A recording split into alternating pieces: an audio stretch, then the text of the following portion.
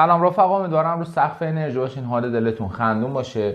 میخوایم امروز به یکی از عذاب‌آورترین، زجرآورترین حالات رژیم غذایی بپردازیم که خدای خدا من تو دوران کاهش وزنم خیلی اذیت کرد و خیلی رو مخه. خلاصه بهش میگن استوپ وزنی. میخوایم تو این ویدیو یاد بگیریم مثل حرفه‌ای باهاش برخورد کنیم. خب اول ببینیم اصلا این استوپ وزنی برای چی برای ما اتفاق میفته.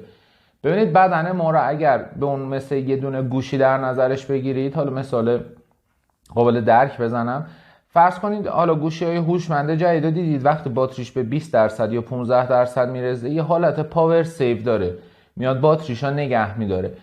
بدن ما هم دقیقاً همین جوره. چربیه به عنوان یه چیز بد، نمیدونم اینا نمیبینتش، به عنوان ذخایر انرژی برای روز مبادا داره نگاه میکنه به این چربی‌ها. وقتی شما 7 تا 10 کیلو از این چربی‌ها رو کم کنید، بدن میاد متابولیسمش رو میاره پایین، هم حالت پاور سیوش میره رو حالت پاور سیوش. و یه اتفاق دیگه هم که میفته، علل خصوص تو رژیم کالری شمال، حجم عضله کم میشه. خب حجم عضله کمتر طبیعتاً کالری کمتری احتیاج داره و خودش دوباره این بحث استوپ وزنی رو میاد شدیدتر میکنه. خب حالا ببینیم بعد چی کار کنیم که باهاش مقابله کنیم. خب ما تا اینجای کار متوجه شدیم که به خاطر اینکه سطح سوخت‌وسازی یا متابولیسم ما میاد پایین‌تر و یه سری از عضلاتمون رو از دست میدیم، استوپ وزنی میکنیم. حالا به خاطر اینکه طبیعتاً بخوام استوپ وزنمون برطرف شه، بعد این سطح متابولیسممون رو برگردونیم به حالت نرمال یا حالت دور برش گردونیم به حالت اون بالایی که بوده. که خب خیلی از دوستان هستن رژیمشون رو سخت‌تر میان میکنن و خب این دوباره بده. چرا؟ چون من شرایط قحطی به بدنم دادم، بدنم داره انرژی از دست میده و سوخت و سازش رو برده پایین‌تر. طبیعتاً هر چقدر شدیدترش کنم خب دوباره بر نمیگرده هیچی، تازه متابولیسم هم میاد پایین‌تر. بعدم که وزنم کم شد، برگشته وزنی خیلی بدی دارم، اصلا بهتون توصیهش نمی‌کنم.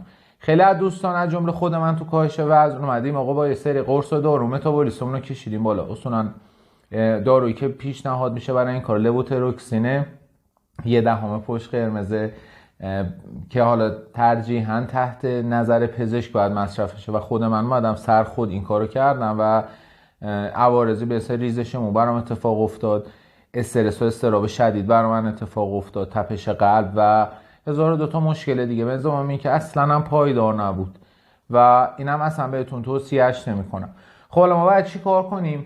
بیاین کار اولی که ما میکنیم اینه که با رژیم غذایی، تو همون رژیم غذایی که داریم متابولیسم بدنمون رو بیاریم بالاتر. اصطلاحاً بهش میگن چیت میل. خب میخوام یه چیت میل اوکی انجام بدیم. حالا چیت میل چیه؟ اگر فرض کنید من کتوژنیک دارم، چیت میل من نباید این باشه که من برم سمت کربوهیدرات. یا اگر من فاستینگ دارم، چیت میل من این نباید باشه که دیگه آزاد هر چی دلم خواست غذا بخورم، نمیدونم از این جور چیزا. چیت میل تعریفش این میشه که آقا مثال من همیشه مثلا تو کتوژنیک براتون بخوام مثال بزنم، من آقا میام یه حجم 50% به حجم غذام اضافه میکنم. یعنی اگر من قبلا 100% غذا میخوردم و الان آوردمش رو 50%، نمیام دوباره همون حالت قبلی غذا بخورم، میام مثلا نصفشو بهش اضافه میکنم، یعنی یه حجم هولوش نصف رو اضافه میکنم. اینا حالا چرا دارم میگم که حالا درگیر کالری شماری از اینجور چیزا نشید. حجم وعده‌های غذاییمو یه مقدار خیلی کم به عرض یه هفته، نهایتا 2 هفته میام بیشترش میکنم.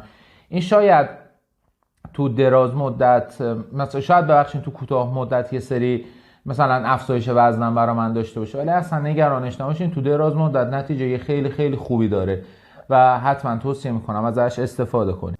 خب قبل از اینکه راهکار دومو بگم بهتون، ما یه کمپینی داریم راه میندازیم. حالا با توجه به اینکه حالا قیمت باشگاه خیلی تقریبا زیاد شده، شرایط اقتصادی مردم مثلا درست نیست و نمیدونم خیلی چیزهای دیگه، من اومدم یک کمپینی رو اندازی کردم و میخوام بین 30 تا 100 نفر آدم رو کمکشون کنم تا به تناسب اندام روی سلامت کامل برسن.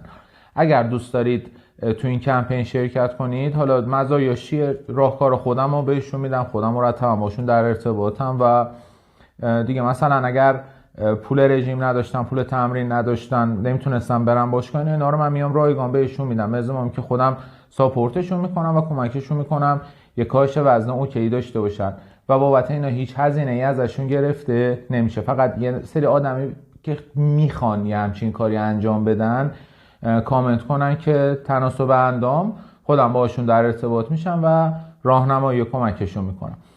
اما راهکار دوم چیه؟ من بیام به صورت طبیعی متابولیسم بدنمو بگیرم بالاتر. ببینید یه سری غذایی هست اینا اصولا طبع گرمی داره، حالا ماده غذایی بیشتر میخوره تا غذا. مثل چی؟ مثل سیر، مثل چی؟ مثلا دارچین، مثل آویشن. اینا ناخودا به صورت اتوماتیک میاد سطح متابولیسم بدن منو میاره بالاتر. من کامل توی ویدیوهای کوتاه هم یه سری ترکیباتی گفتم از اینایی که سطح متابولیسم بدنو میاره بالاتر، از اونها میتونم استفاده کنم. من چیزی که بهتون توصیه میکنم و خودم خیلی بهش نتیجه ازش گرفتم، ببخشید، بحث سیره.